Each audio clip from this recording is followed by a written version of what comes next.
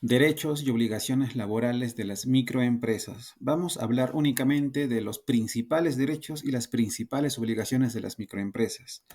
Para que vean la importancia de esta exposición, el 100% de empresas formales en el Perú, el 94% son microempresas.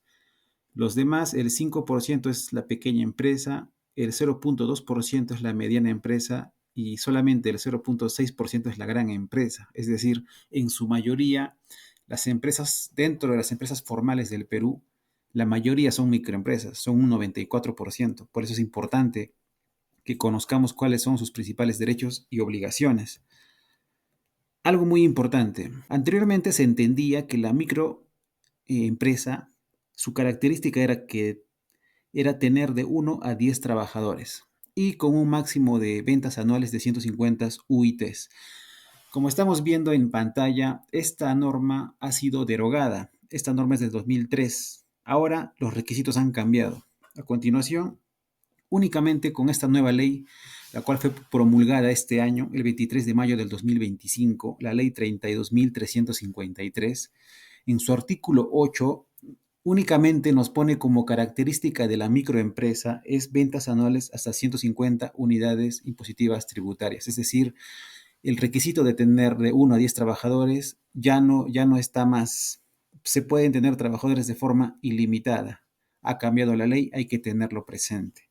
Para tener los beneficios laborales que tiene una microempresa, lo principal y lo básico es que estén inscritos en el REMIPE, que presenten su solicitud, el Ministerio de Trabajo lo evalúe y emite una constancia de que son microempresa. Recién ahí van a poder tener los beneficios laborales que tiene una microempresa, que a continuación también nos vamos a mencionar. Una microempresa puede ser constituida por una persona natural con negocio. En términos tributarios son los que están en el régimen del nuevo RUS.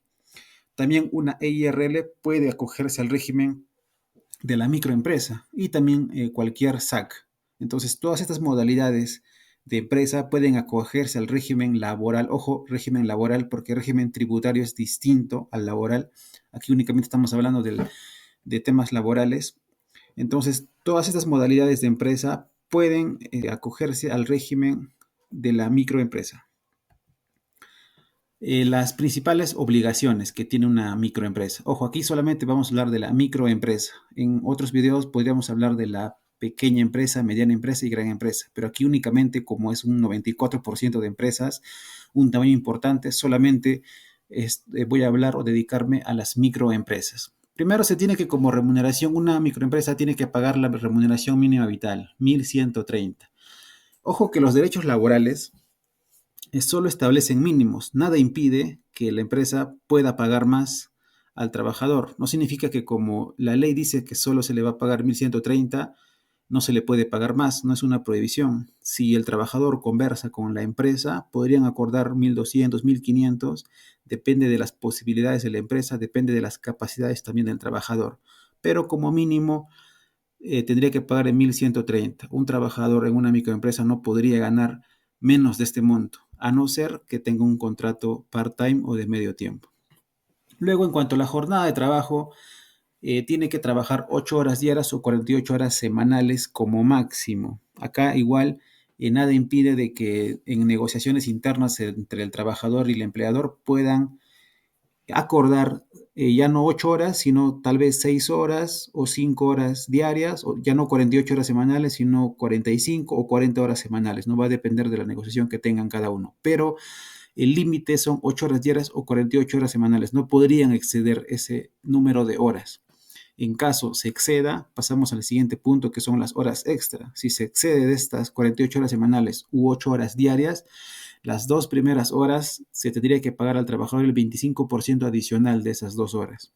Y las siguientes horas extra serían a un 35% adicionales. Luego, en cuanto al horario nocturno, aquí sí hay una diferenciación.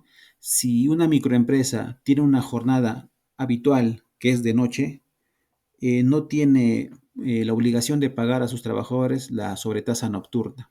En otros regímenes laborales sí existe una sobretasa cuando un trabajador está laborando de noche. Pero cuando eres microempresa no tienes la obligación de pagar la sobretasa nocturna, siempre y cuando sea habitual esas labores.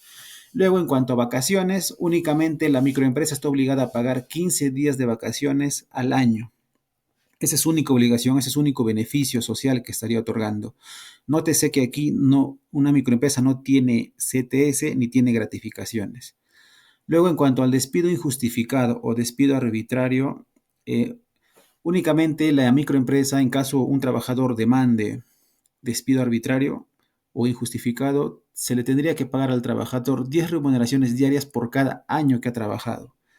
Más o menos haciendo un cálculo, serían 376 soles por indemnización, de indemnización por cada año que ha laborado el trabajador.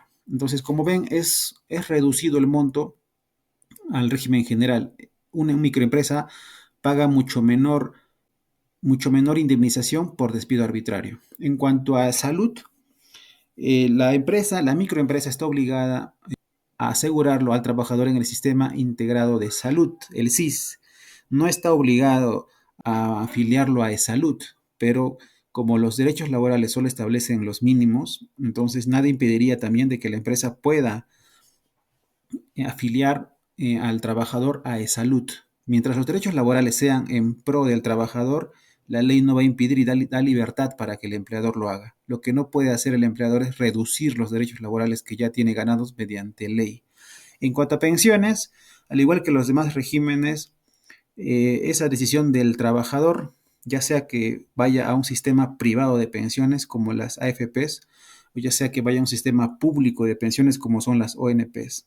El trabajador va a decidir en qué sistema de pensión desea estar, entonces la microempresa tendrá que descontar el porcentaje y retener ese porcentaje y aportarlo a su FP u ONP que corresponda. En cuanto al seguro complementario del trabajo de riesgo, este seguro solamente es obligatorio si la empresa es de alto riesgo. Hay un listado de empresas que son calificadas como de alto riesgo. Entonces, según la empresa, el rubro que ustedes tengan, tendrían que verificar si están dentro de ese listado. El seguro de vida ley. Esto es de aplicación para todas las empresas, ya seas micro, pequeña o gran empresa. Toda empresa, sin importar su tamaño, está obligada a contratar a un seguro de vida ley a cada trabajador, que en realidad no es mucho, va entre 5 soles a 15 soles, va a depender de la seguridad que se contrate, ¿no?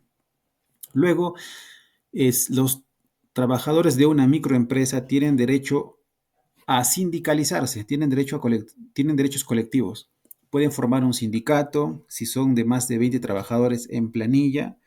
En caso sean menos de 20 trabajadores, tendrían que nombrar a un dirigente o a un delegado para que los represente en negociaciones colectivas con la empresa. Entonces, en una microempresa también podría darse la figura de los sindicatos y las negociaciones colectivas. En cuanto a contrataciones con menores de edad, una microempresa sí puede contratar a menores de edad, por ejemplo, de 16 años en adelante, de 16 a 18 años para labores industriales, comerciales o mineras. Y puede contratar menores de edad a partir de los 14 años para empresas de servicios. Ojo que aquí el Ministerio de Trabajo tiene un procedimiento, se necesita la autorización de los padres para que los menores puedan trabajar. Tienen sus propias normativas específicas, las cuales están reguladas en el Código de Niños y Adolescentes. Luego, una microempresa sí puede contratar extranjeros de cualquier nacionalidad. Para ello se tiene que revisar normativa específica, tanto laboral como tributaria, para no caer en multas. Una microempresa también está obligada a pagar los días feriados u otorgar un descanso sustitutorio. En cuanto a los estudiantes y egresados, una microempresa sí puede contratar estudiantes o egresados de universidades o institutos, pero para ello va a tener que aplicar la ley de modalidades formativas laborales. Aquí es importante distinguir, si eres estudiante, se te aplica la ley en el apartado que indica practicante preprofesional. Si eres egresado, se te aplica la normativa o los artículos que corresponden a practicante profesional. Es importante conocer esta ley si vas a tener estudiantes o egresados en tu microempresa. En cuanto a seguridad y salud en el trabajo, aquí hay una resolución directoral, una resolución del Ministerio de Trabajo donde simplifica los documentos sobre seguridad y salud en el trabajo. La norma de seguridad y salud en el trabajo es muy extensa.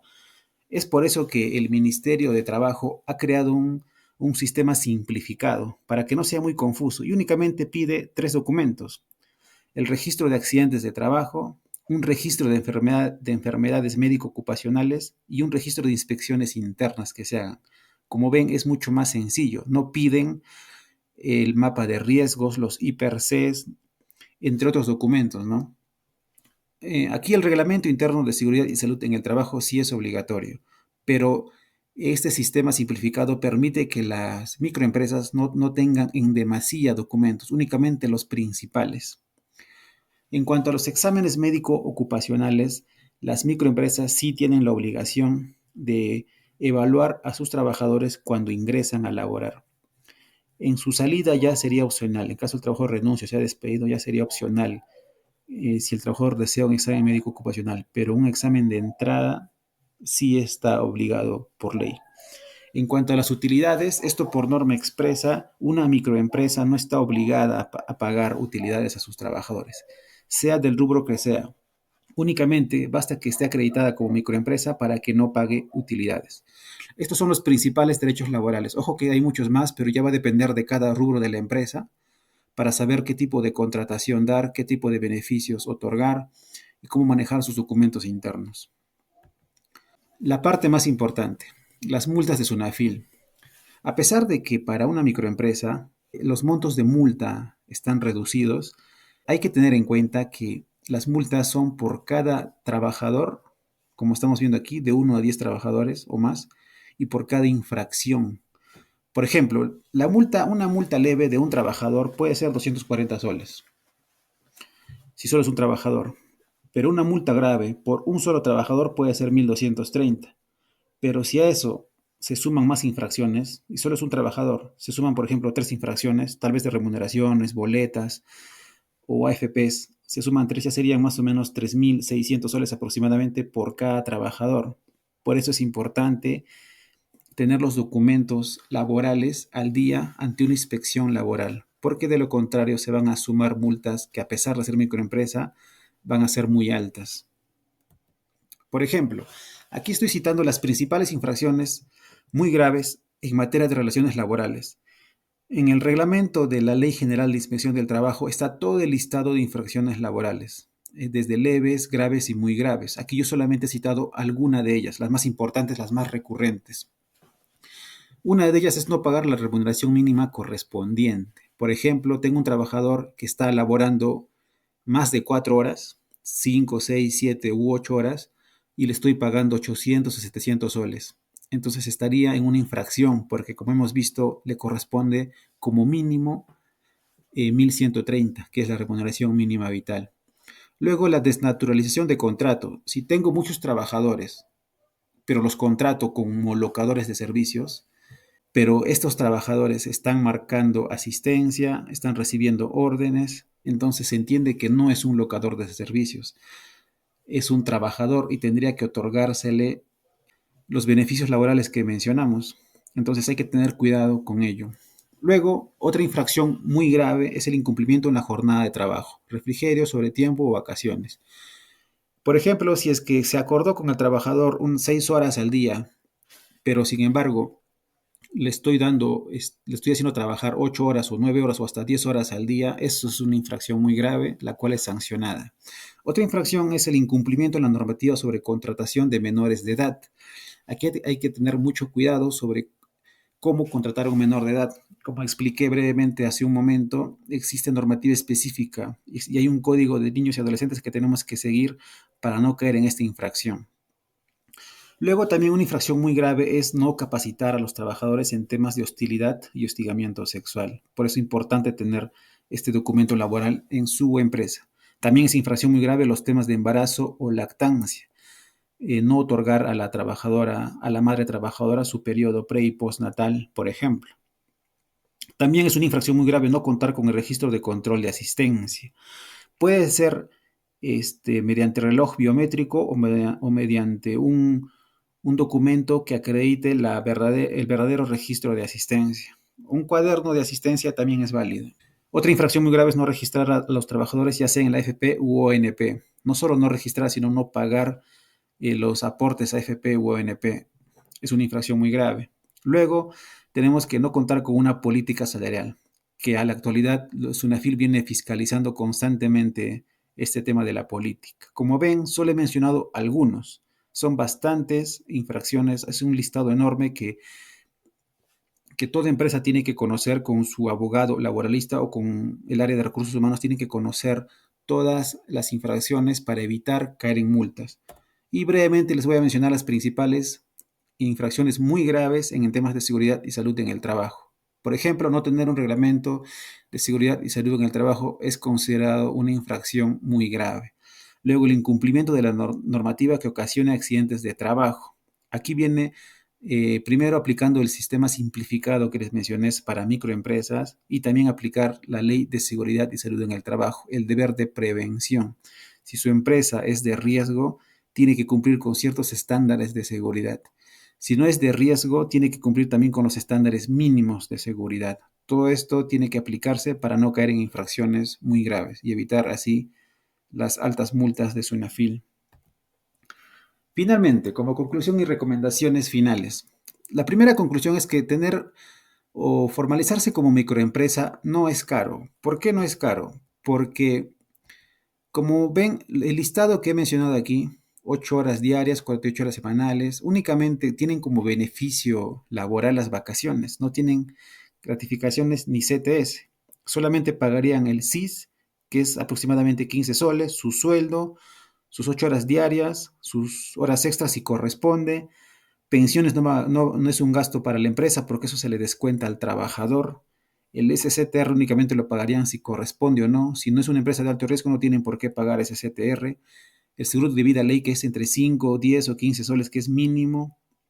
Y ya son todos los gastos. Únicamente el mayor gasto que tendría serían las vacaciones, que son solamente 15 días al año. Entonces, bueno, no es caro como tener trabajadores en el régimen general.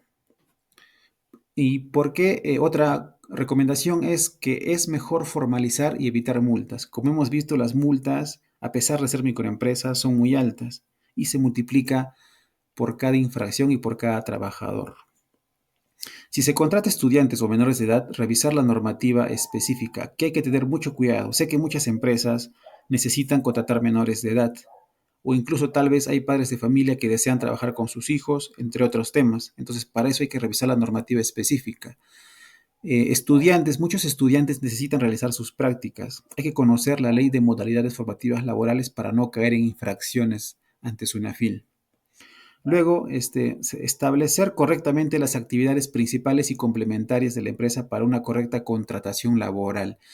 Si soy una empresa de servicios, soy una empresa que brinda productos, tengo que identificar cuáles son mis actividades principales. Porque si yo tengo bastantes locadores de servicios y tengo muy pocos trabajadores en planilla, puede provocar que SUNAT intervenga. Además que también SUNAFIL. Entonces, si el rubro de mi empresa tiene determinada actividad, tengo que tener trabajadores según la actividad que tengo. La regla general de una contratación laboral es que sean estables, pero internamente se podría manejar cierto tipo de contrato temporal. Para ello es importante conocer la contratación laboral, qué tipo de contrato le voy a otorgar a mi trabajador para no caer en infracciones. Y por último, la nueva ley que les mencioné al principio, la que salió en mayo de este año, ofrece bastantes beneficios tributarios, ojo, tributarios y laborales con el Ministerio de Producción. Para ello necesitan asesorarse con un especialista o un profesional en el tema para que puedan ustedes acceder. Ser microempresa no únicamente te da beneficios laborales y tributarios, te dan otro tipo de beneficios, incluso financieros, los cuales la ley que mencioné al principio lo desarrolla ampliamente, tanto la ley como su reglamento que está próximo a promulgarse. Entonces, como conclusión final, les recomiendo que revisen constantemente la normativa, se hagan asesorar y si tienen un tema en específico que deseen tratar, pueden escribir por interno o comentarlo y yo con gusto voy a responder sus interrogantes. Muchas gracias.